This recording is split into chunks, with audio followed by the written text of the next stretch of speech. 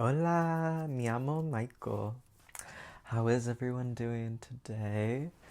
Um, I am going to be going over my creative recovery week one.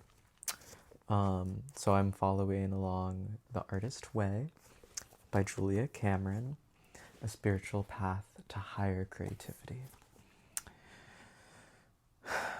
Where to begin? Where to begin? Let's begin with my week one reflections. Recovering a sense of safety.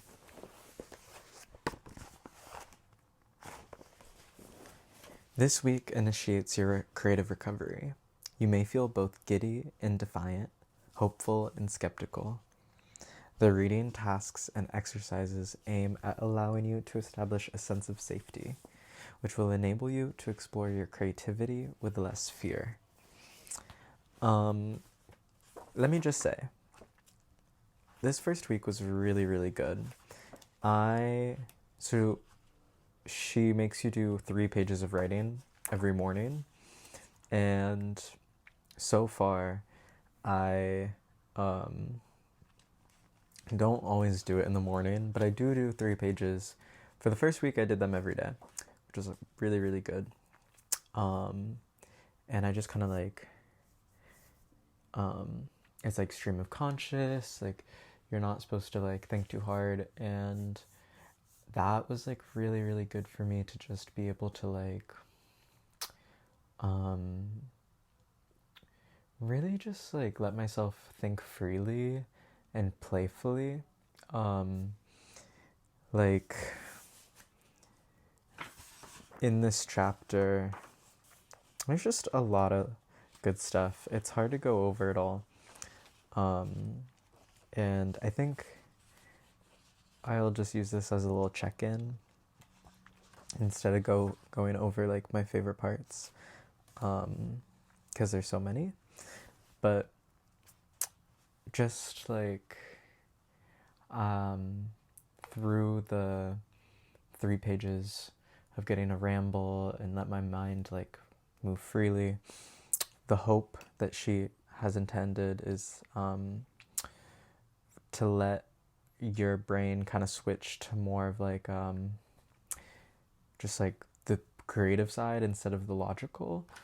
And so sometimes I just rhyme in there, and I just, you know, string together like words super loosely, and it just empowers me to feel like, oh, like, you know, I am just like this being that is able to like string together thoughts and ideas in a like fearless, flowing way. And she kind of mentions in the book that like this is how like poetry is made, like it's a poetic side of your brain, to be able to like make these distant like comparisons and connections. And I did do, she also wants you to like go take yourself on an artist date. Like these are the like core things that you do throughout the book, throughout the 12-week steps. And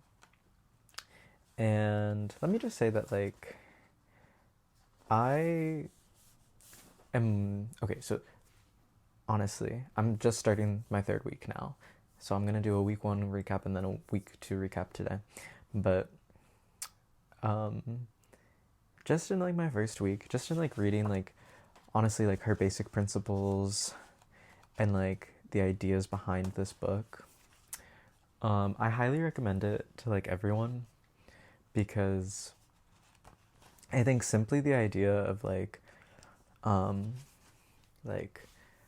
understanding creativity as like a form of connection with like the ultimate creator, and practicing your like creativity and taking care of your inner creative, your inner artist, these things being ways to like connect with your divinity, like acts of divinity.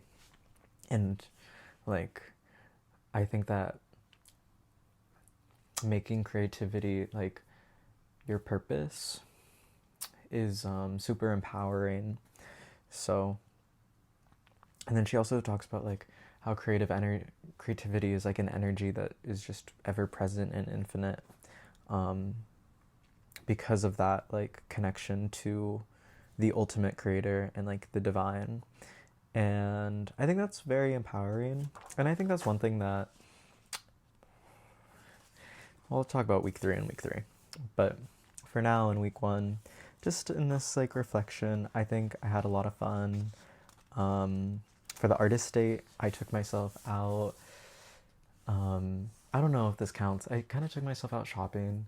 I knew what I wanted to get from the thrift stores, and so I like took myself out.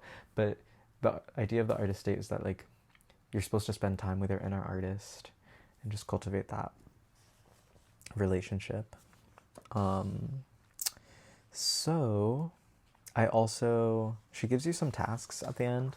I think I did some of these, where you're supposed to, and then, so for recovering a sense of safety, she gives you affirmations that like, you have to like, kind of have to,